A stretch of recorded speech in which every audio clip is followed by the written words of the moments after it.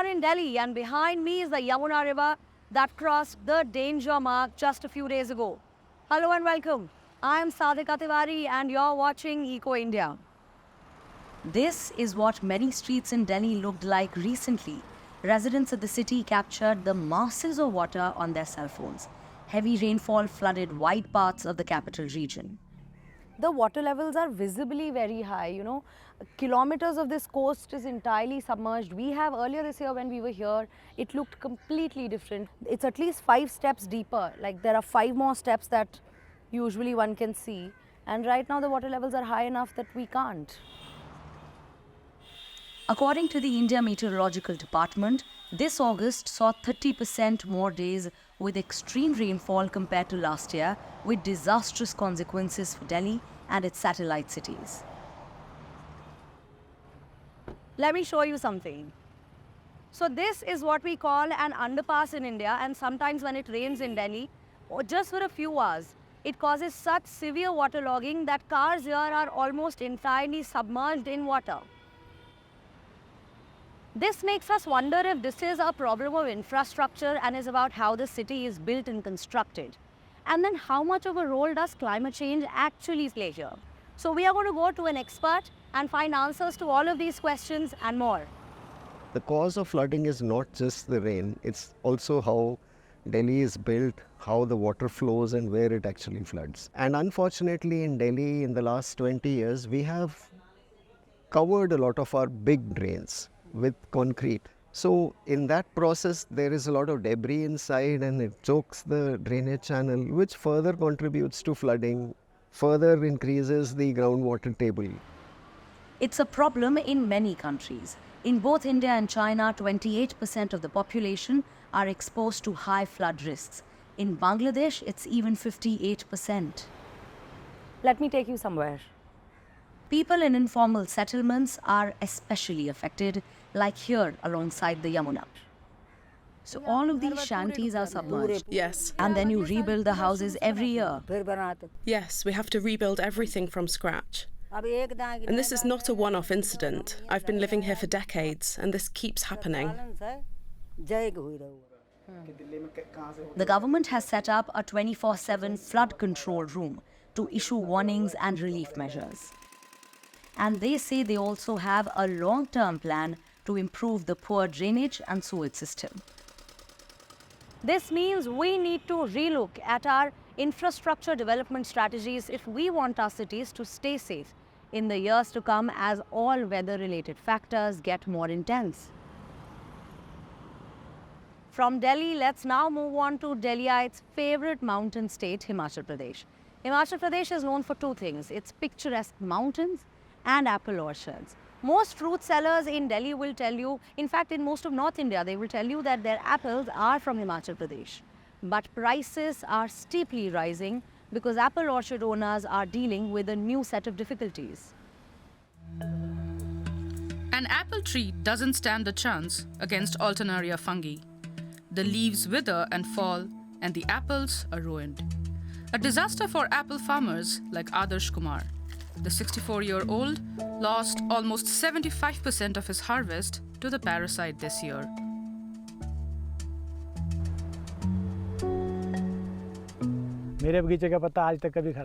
It's never happened before. This is the first year I have faced this. All the leaves turn brown and spotted from one day to the next. Himachal Pradesh is known as the apple state. Orchards are protected against the force of the sun with white tarps. With its cool climate and fertile soil, conditions here in the north of India are ideal. And some 500,000 farmers work in apple cultivation. But this year, nothing helped against the Alternaria fungi, and 60% of harvests were lost. Scientist Usha Sharma from the Krishi Vigyan Kendra Farm Science Center says, the winter was simply too warm and dry. There was far too little snow. इसके साथ साथ ही हम अगर देखते हैं तो हमारे Along with warmer temperatures, we are also seeing more pests and disease. Right now, we are seeing an increased occurrence of alternaria in high altitude areas. The main reasons are the drought conditions that we had in winter that stressed the plants. After a winter with little snow, spring brought heavy rain showers, hailstorms, and flooding. Perfect conditions for fungi. Many farmers tried to protect their harvests with chemical pesticides, including Adarsh Kumar. Ever since his trees were hit with apple scab in the 1980s, he's been treating his fruit with more and more fungicides. तो उससे We have been using fungicides and pesticide sprays ever since. Initially, we sprayed the crops 6 to 7 times per season, but now we spray up to 15 to 20 times per season. He is not alone. These days, fewer farmers use organic fertilizer on their plantations, such as agricultural waste and cattle manure, than in the past. As a result, the use of chemical fertilizers has almost doubled over the past 40 years. And that has consequences. The microbial population in the soil is decreasing because the more fertilizers are used, the more it's destroyed. This in turn reduces the nutrient uptake for the plants. At the Krishi Vigyan Kendra Farm Science Center, Usha Sharma is retraining farmers in traditional regenerative agriculture. The scientists are convinced that this is the only way to increase yields in the long term. Last year alone, natural farming methods were introduced on around 600,000 acres of land in Himachal Pradesh. Pranav Rawat now does many things differently. The third generation fruit farmer has an apple and pear plantation spanning almost 20 acres. His trees have managed to fight off fungal disease. His trick is to plant mustard between the apple trees. Brassica जो family होती है उसमें एक normal example है mustard Mustard belongs to the brassica family. Cover crop In winter, I plant brassica around the trees because it destroys the fungi at its roots. अपनी root से जितने भी फंगस के स्पोर्स है उनको ईट कर जाता है. It doesn't like fungi. है उसको फंगस पसंद नहीं आती है. He also relies on different crop rotations and companion planting. In other words, he makes sure there aren't too many trees of one variety close together. That helps prevent pest infestation. उसमें पहला जो problem है जो हम लोग अभी face A problem that we face is in monocropping, as with apple orchards, is that if one tree becomes diseased, this will soon spread to other trees. But in natural systems, pine trees might be close to oaks, and the grass below is of different species, so pine will not transfer the diseases to oak. Pranav Rawat is convinced that diseases in agriculture cannot be combated with chemicals. He says that due to increasing resistance, more and more aggressive pesticides are needed for the crops over time. This is how the industry is growing, and natural systems are ignored because they are less profitable. And the scientists aren't able to convince farmers to adapt.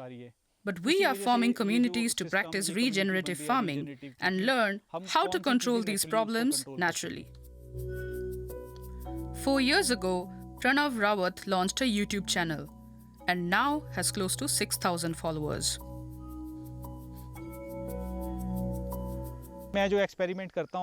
These days, I post videos of what I'm doing online, so other farmers can learn from my experience and try things out themselves. Adarsh Kumar knows that things can't go on like this. He'll soon be handing over his farm to his children. He now believes that they will only be able to live from apple farming if they switch to more sustainable practices. Adapting to change, that is also the need of the hour when we move now from the Himalayan mountain ranges to the Arctic region of Norway to a coal mine in the permafrost. Worldwide, people have been talking about moving away from coal, including here in India. But this is often easier said than done. So are there any lessons to be learned from the shift to renewable energy happening in the Arctic region? Svalbard, an archipelago above the Arctic Circle. This is where 24-year-old Mia Sletters lives in the Norwegian settlement of Longyearbyen.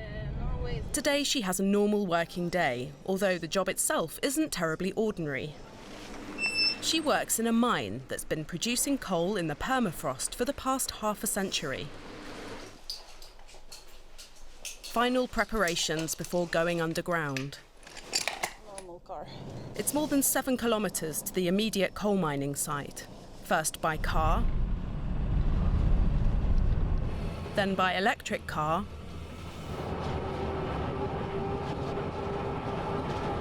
and then on foot.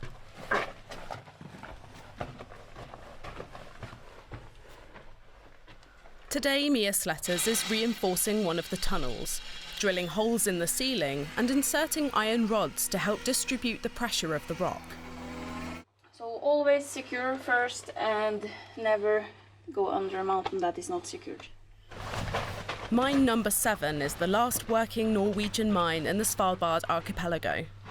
It will permanently close soon.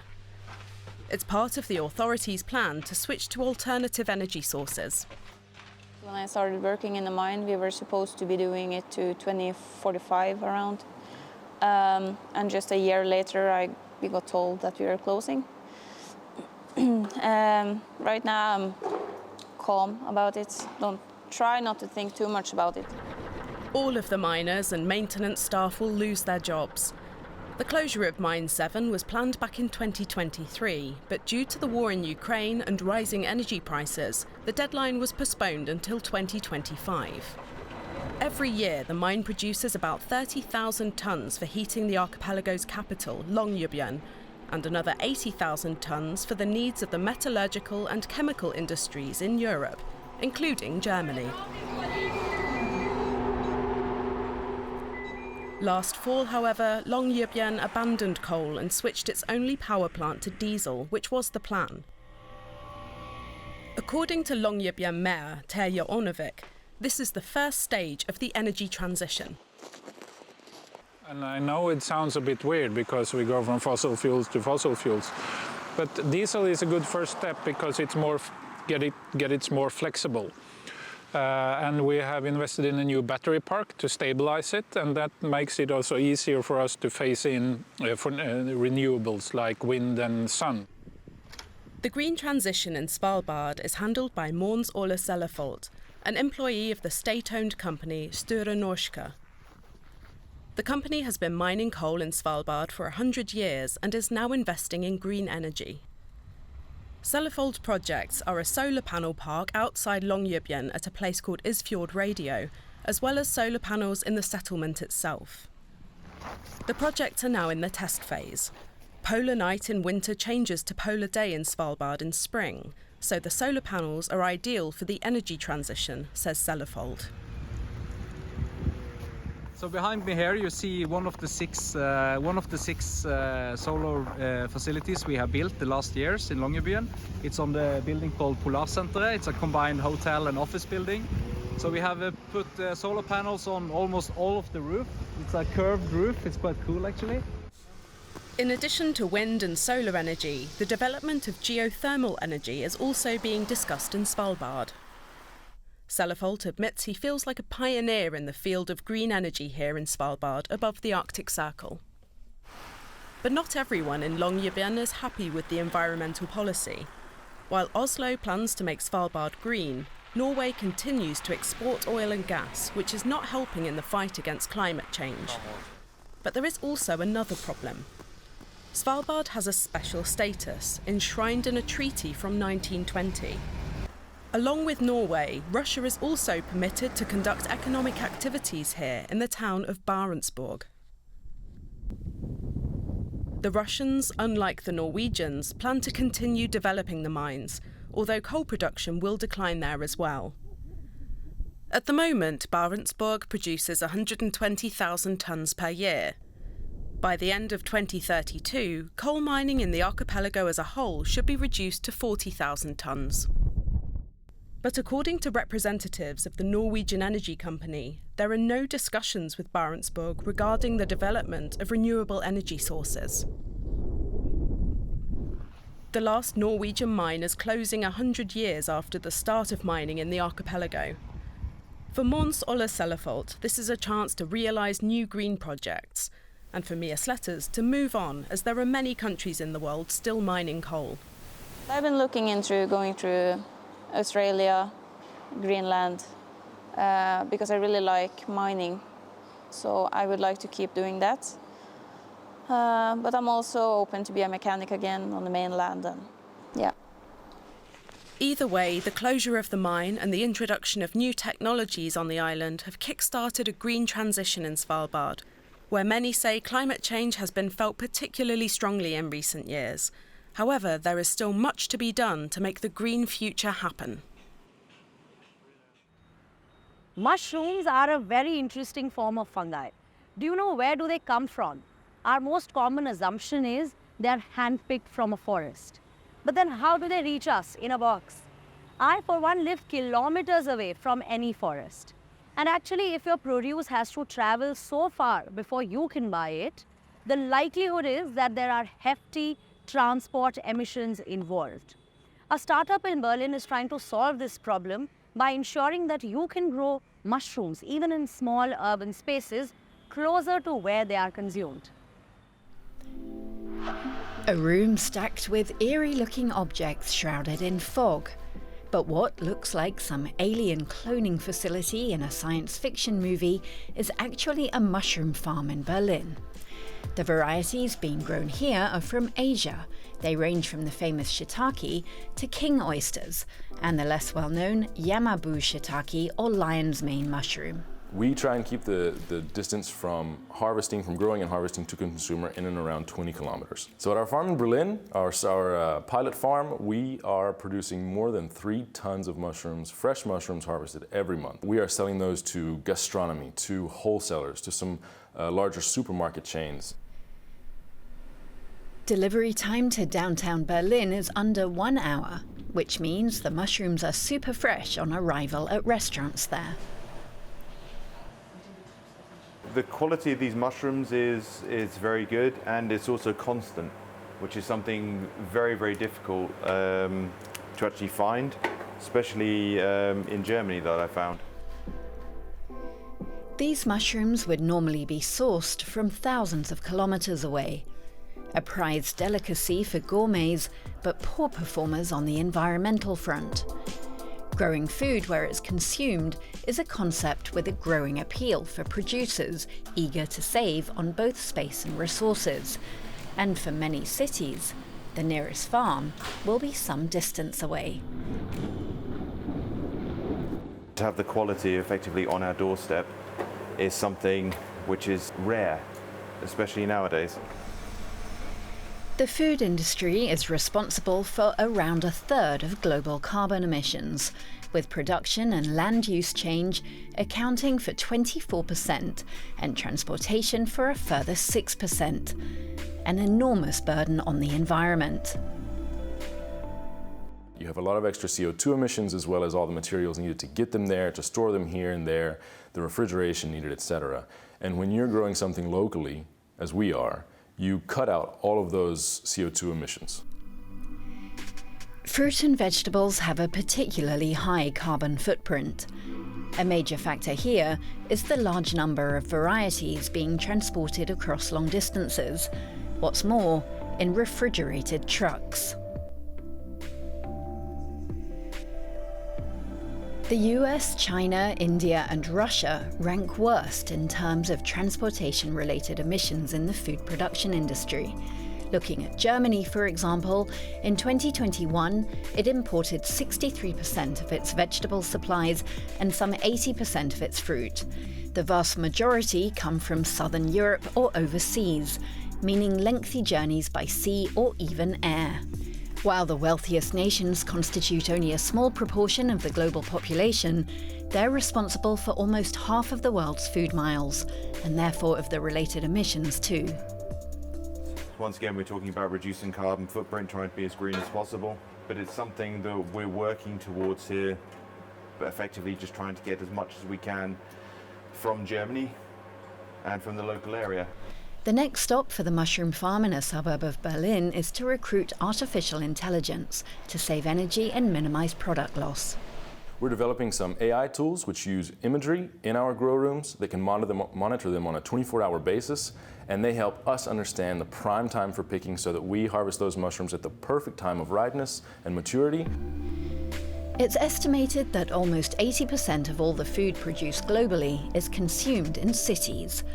So growing crops in urban areas makes sense. Urban agriculture could cover some 10% of worldwide demand for vegetables, except that this would require an enormous amount of land. Paris, for example, would need 1.5 times its size in farmland in order to become self-sufficient.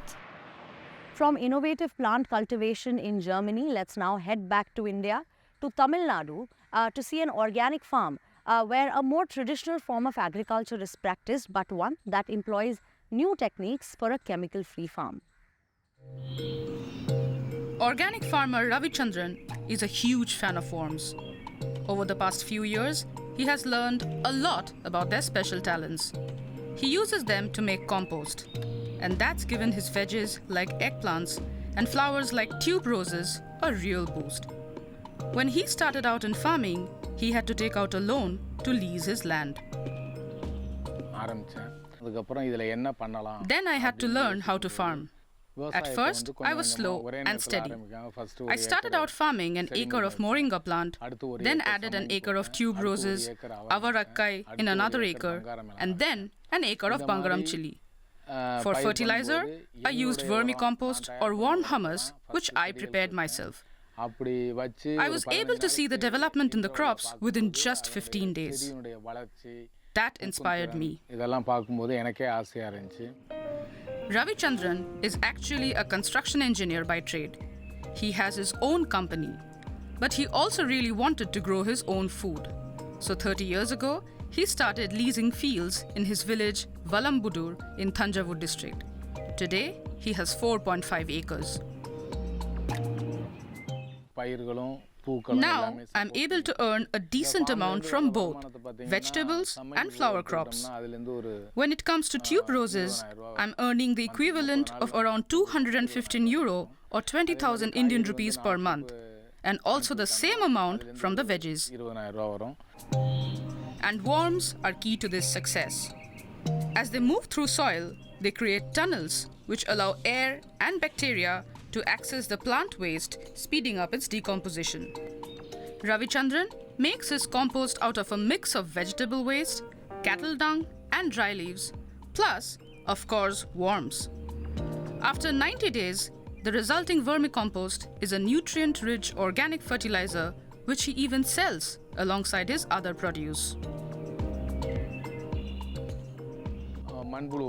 In total, I'm making the equivalent of €540 to €590, which is between 50,000 and 55,000 Indian rupees.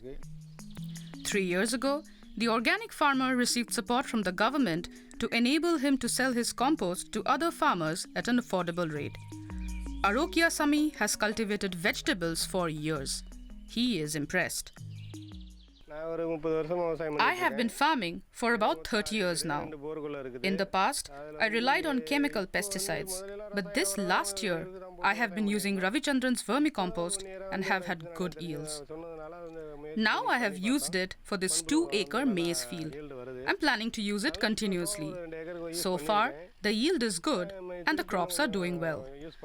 Other farmers have had similar experiences. Word has got around, and recently, students have visited Ravichandran's farm to learn about the worm's role in producing the compost and generally how it is made.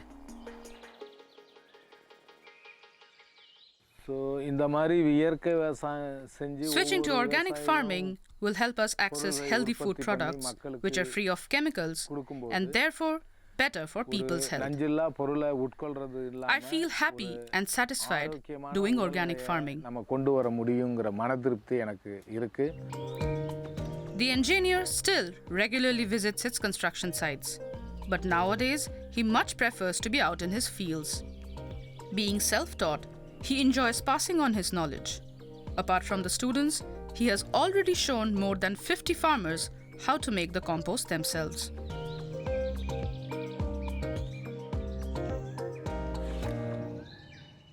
Today's episode was all about unique ideas that help us adapt to this new world where so much around us is changing.